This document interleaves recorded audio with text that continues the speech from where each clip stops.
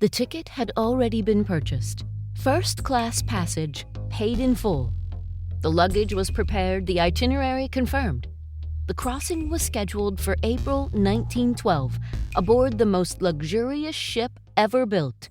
She was the pride of modern engineering. Steel, steam, and confidence stitched together into one floating declaration of human progress. Newspapers called her unsinkable. Society called her the future. For a successful American businessman and his wife, the voyage was simply meant to be a comfortable return home. But plans shifted, not because of disaster, not because of fear. His wife wasn't feeling quite right. Nothing life-threatening, nothing dramatic, just enough discomfort to reconsider the timing. So they postponed. The booking was canceled. A check written for the passage, later preserved in archives, remains proof that they were meant to be there. Their names were removed from the manifest. And on April 10, 1912, the ship sailed without them. 4 days later, just before midnight, she struck an iceberg in the North Atlantic. In the early morning hours of April 15th, more than 1,500 people lost their lives. The world would never forget the name of that ship, the RMS Titanic. But few people remember the man who almost boarded it. He was not a celebrity, not a politician, not an aristocrat. He was a businessman who had tasted failure more than once. In fact, before he ever found success, he had declared bankruptcy twice. His early candy ventures in Philadelphia and New York collapsed.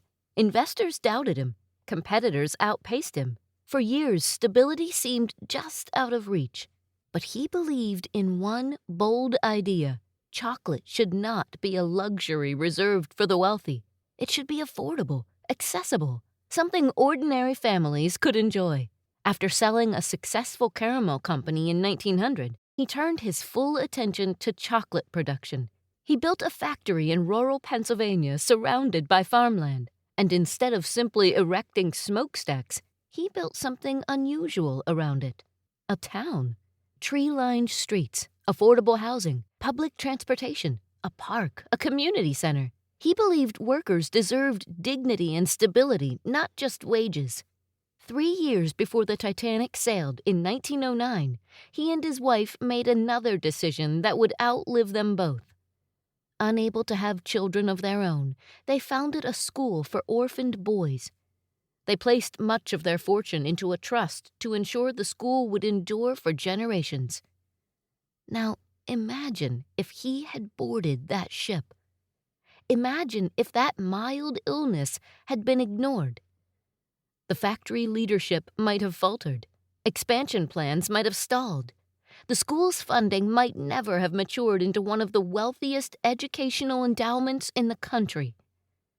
Instead, he lived for more than 3 decades after the Titanic sank.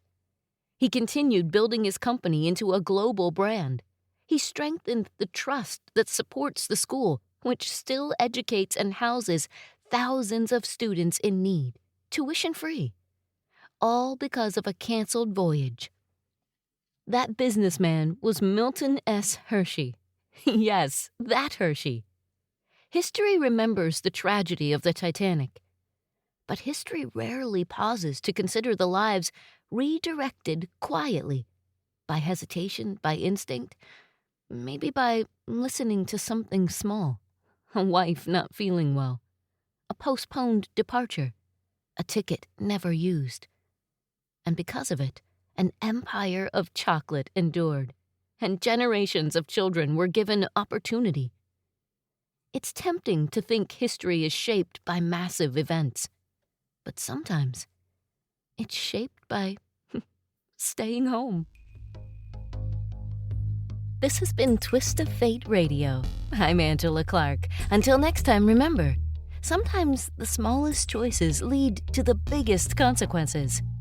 Want to explore more stories like this? Visit twistoffateradio.com. There you can read more details about this story and others like it. Plus, you can submit your own Twist of Fate story to be considered for a future episode. You never know what twist of fate is coming next.